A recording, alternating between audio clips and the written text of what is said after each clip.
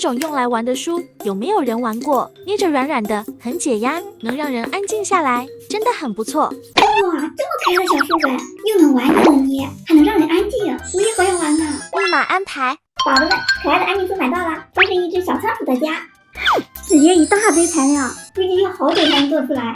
小伙伴们，给我点个小心心鼓励一下吧！现在赶紧开始制作。首先要把这些图案全部都裁剪下来，沿着这个边慢慢的一点点的剪的时候一定要认真，别剪破了。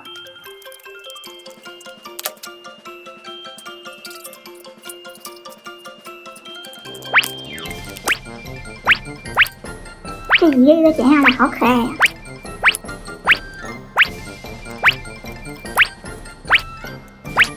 用了2个小时，终于把它们都裁剪好了。接下来把它们都粘在一起，这里面一共有6面瓶子，把它们两两对贴。先来贴这2张，贴之前把这个翻过来，把这个封口条贴在这个里面，用胶带固定一下，然后再把这一面对贴上去，再用胶带封边。中间留个口，放入棉花，然后封口，这样就完成了一个后面的这2个同样的操作，对贴、封边、塞入棉花、封口，这样就得到了3个瓶子。把这2个条条也对贴在一起，把它放在这2个瓶子的中间，用胶带把它们粘在一起，2面都要粘。再把这个瓶子放在这个中间，给它粘上，把封口条的另一端粘上可疑胶，这样的话它就可以固定在上面了。然后用可疑胶把对应的图案都给它贴上去。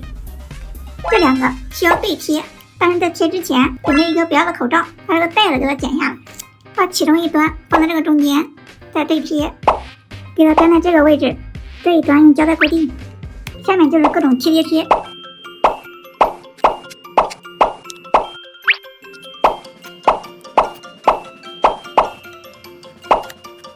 星星，小仓鼠的家完成了，哇，好可爱呀！接下来给大家展示一下成品，先来捏一捏，好软啊，想怎么捏就怎么捏。开始玩书了，我是一只小仓鼠，在外面忙了一天，太热了，我已经迫不及待要回家了。把衣服先脱了，洗个澡，先冲一下，洗洁沐浴露，洗得香香的，再抓一抓，舒服。洗完之后记得冲干净哦。出来了，用毛巾擦干，免得冻感冒了。穿上睡衣，去吃点东西吧。我是一只小仓鼠，最喜欢吃瓜子了，好香啊！吃饱了，躺在我软绵绵的香蕉小窝里，抱上我的小抱枕，戴上眼罩。好了，我们的小仓鼠先回去睡觉了，拜拜。